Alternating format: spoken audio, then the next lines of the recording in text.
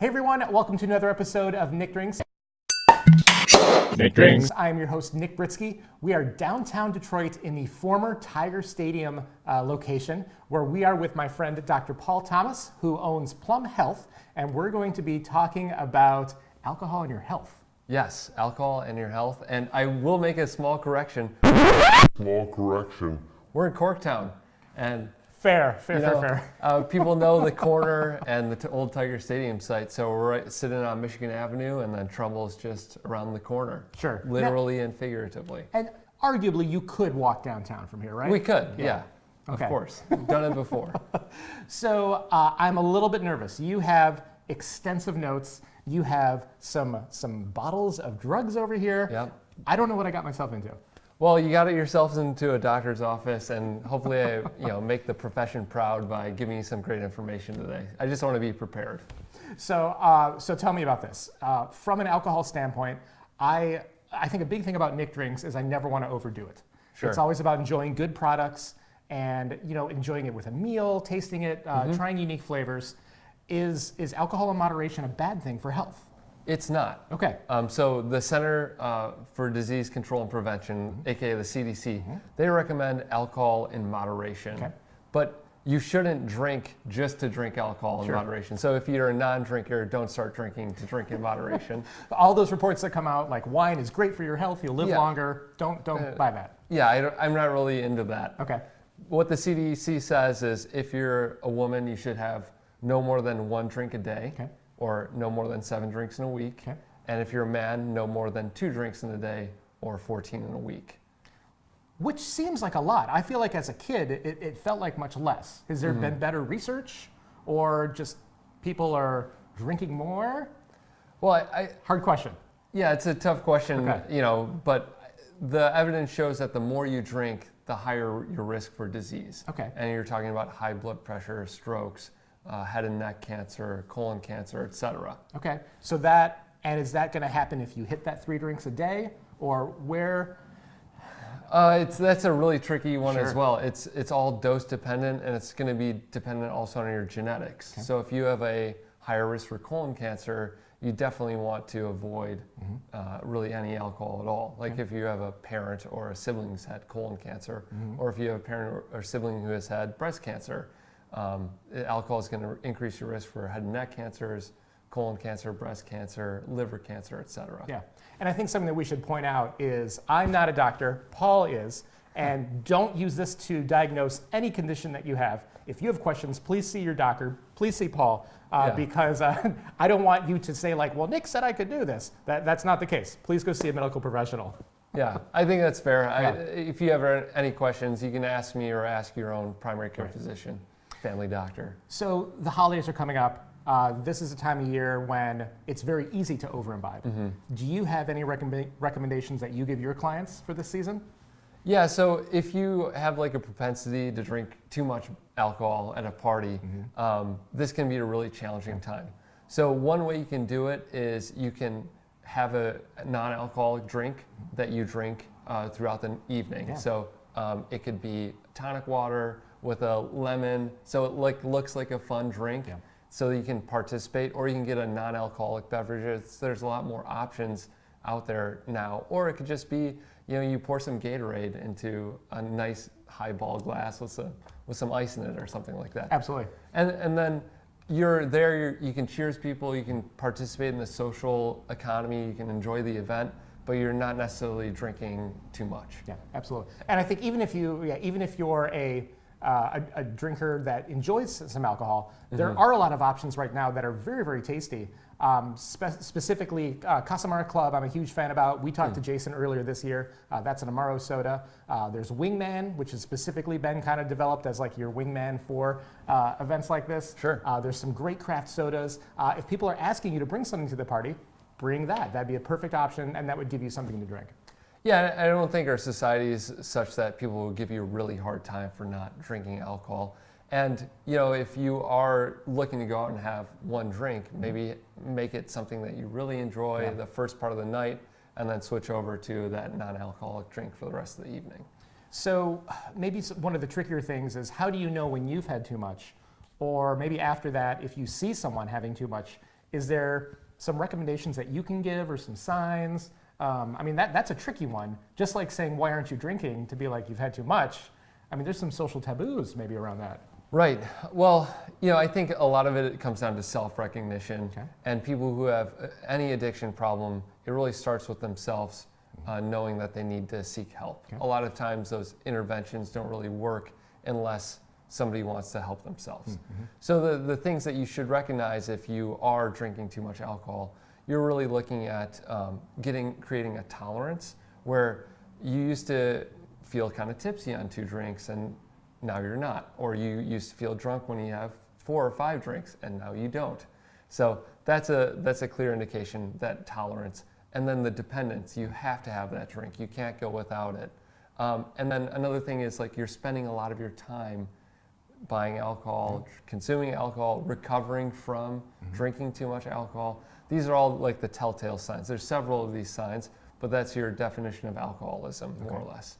So if you see this in someone, is there a way to kind of have that PC borderline intervention? I know it's tough, but... Oh yeah, that's really tough, and Yeah. it's really going to depend on your personality and the personality of the person you're talking to. But if you're close to this person and you feel like you can affect some kind of change in your life, you should definitely talk to them and say, listen, I would love to help you with this issue. It seems like an issue. And if they agree, then great. That's a great stepping off point. Okay, let's take the next step. Let's see a doctor. Let's see what we could do to help you manage this. Okay. Are there any resources out there to help people do this? Well, I think, as a family physician, I help people every day, every week with addiction disorders, alcoholism being one of them. And I think there's some really great pharmacological tools that we can use to help our patients reduce their drinking.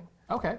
And is that what we're seeing over here? Yeah, so I pulled this off the shelf because I knew you were coming, but this is the first line treatment. So just like if you have strep throat, the first line thing is amoxicillin. If you have an alcohol use disorder, the first line treatment is called naltrexone. Okay. Some people may know it as Revia, or you may have heard of the Sinclair method. And so what this medication does is it competitively acts at the alcohol receptor, or what alcohol does its effect, and it makes you feel like you don't need to drink as much. So it's kind of like a nicotine patch, but for drinking. It's similar, very similar, except that you're not getting alcohol when you take this. Sure. You're getting Fair. nicotine when you put on the patch. You're not really getting any alcohol with this. You're just kind of getting that craving stimulation, or decreasing craving. So the recommendation on this one is you take 1 hour before you drink, and it helps you to feel like you need to drink less alcohol. It also comes in intramuscular injection. These are like 75 cents a pill, so really inexpensive. Yeah, wow. And then it does come in an injectable form that lasts for the month, and that's like $1,300. That's a big difference. Yeah. So if you have really hard times controlling your impulses and you're like, I really want to drink tonight, I'm not going to take this, maybe the injectable will serve you better. But for most people, 75 cents every time you take one of these can really help to reduce your cravings and therefore help you be more functional or not drink as much and lower your health risks. This is a really valuable tool for folks. Now there are some herbal supplements that are out there. Like I've heard people talk about like milk thistle and things like that. Oh, I'm getting a response, don't know. Okay. Probably not your best bet. The issue with that is there's no evidence-based stuff, or there's no trials around milk thistle. And I could look into that more, but it's not something I really heard of or seen people do with any measure of success. Sure. All right, so let's say that you are really pushing sobriety. There was a big kind of sober curious movement. There was Sober November, October, November, September, October, one of those. And there's also like Dry January. Any tips that maybe you have for kind of keeping that going and really trying to meet that goal, either if you're trying to do it short term or forever? Well, I think, just knowing yourself and knowing what you want out of your life, and maybe, for you, maybe it's a goal. You want to achieve something or do something, and if alcohol is getting in your way, then that can be a big trigger. So alcohol does cause you to gain weight because it is oftentimes empty calories. You can get anywhere from 150, maybe up to 500 calories, depending on how much sugar content is in that beverage. Right. So I know for people, a lot of their desire to decrease drinking can be around weight and weight management. So if you have that goal, maybe that can be your motivation. Sure. And you can see, like, just for example, if you have 300 extra calories a day, that's a pound every week. Yeah. So if you're reducing your alcohol consumption, replacing it with water, you can cut 300 calories a day out of your diet and therefore lose a pound a week. Right. So, these are the things to consider and set a goal for yourself and try to achieve that. Or there's some things like you can set an app where you get to click a box, or you get some sort of small reward for every day you don't drink. And that can be, build up to a big reward. Or you can think of it monetarily, where it's like, I'm saving $5 every time I don't order that drink at the bar. And I've done that 300 times this year, where I typically would and I didn't. That's $1,500. I'm buying a plane ticket. That's something significant. To Florida, and I'm going to lay on the beach for the weekend. Right. And I think that's great to look at it more as a carrot than a stick. Like, hey, you're going to be losing weight potentially from not imbibing, as opposed to saying, you're a terrible person for drinking, or something that's more detrimental to your mental health. Sure. Yeah, and I think if you do struggle with addiction problems with alcohol, it's just like any other condition. It's just like having diabetes or hypertension or another drug addiction. There's nothing inherently wrong with you, the person, or your character, or who you are.